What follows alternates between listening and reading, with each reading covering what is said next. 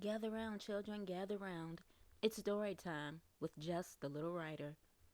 In case you didn't know, that's me. Mother's Day. It was the weirdest thing ever. Nobody made the connection but me. After a volcano erupted, reports of women who had been declared infertile suddenly became pregnant. A few of them lived right here in town. Amy died in childbirth, hemorrhaged to death. Lucille lost her mind and ended up committed.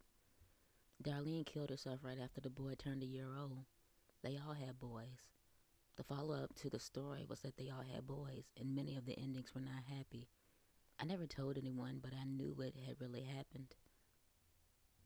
Darlene's little boy, Sean, seemed like a normal 5-year old. He looked normal. He didn't say or do anything weird or abnormal. According to his father, he was very mellow and cooperative.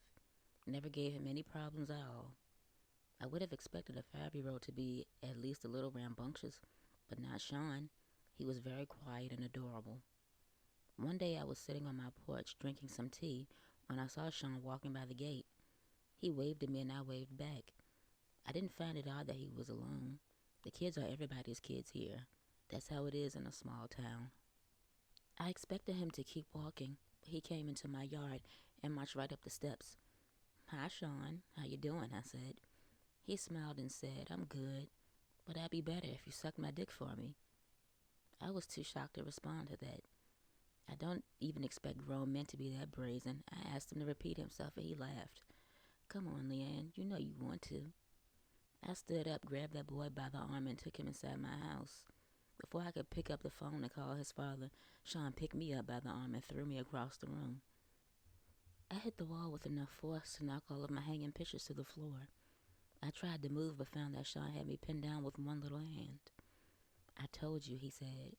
"If you would have just done as I told you, you could have avoided this." He ripped my pants off with one hand.